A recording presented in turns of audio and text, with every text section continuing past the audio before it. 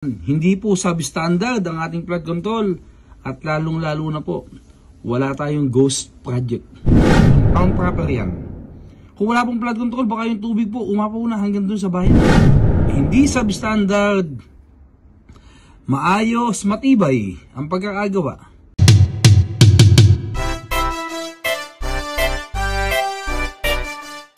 Yan, kumusta po mga kadistrito?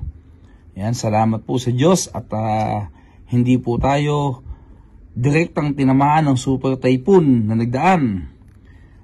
Ganun pa man po, lagi po tayo mag-iingat, lalo na po yung mga nakatira doon sa mga tabing ilog.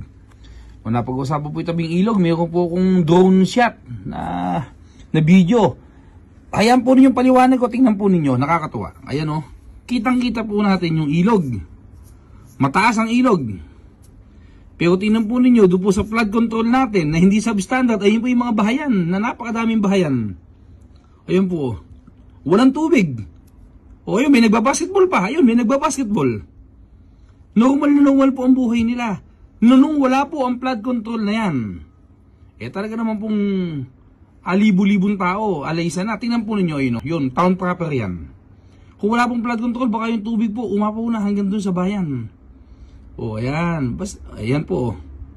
Ano nyo ba ibabaw ng flood control na yan? 10 meters. Yung pong highway natin, 6 meters lang. Kaya pag yan po nasimentuhan, additional road na naman yan. Ayan po, tingnan nyo. O. Ala, doon po sa kabilang side, bali wala lang. Pero dito po sa ilog, bahang-baha na. Ayan. Hindi po substandard ang ating flood control. At lalong-lalo na po, wala tayong ghost project. Kayo po mga nagsasabi may ghost project tayo. Hindi po totoo yun. Huwag kayong maniwala dun. Ayan. Ayan po. Ayan. Mainam na po itong video na ito. Nakita nyo para po makita ng mga tao sa ikapat na distrito na ang laki pala nung nagagawa ng flood control. Hindi ba?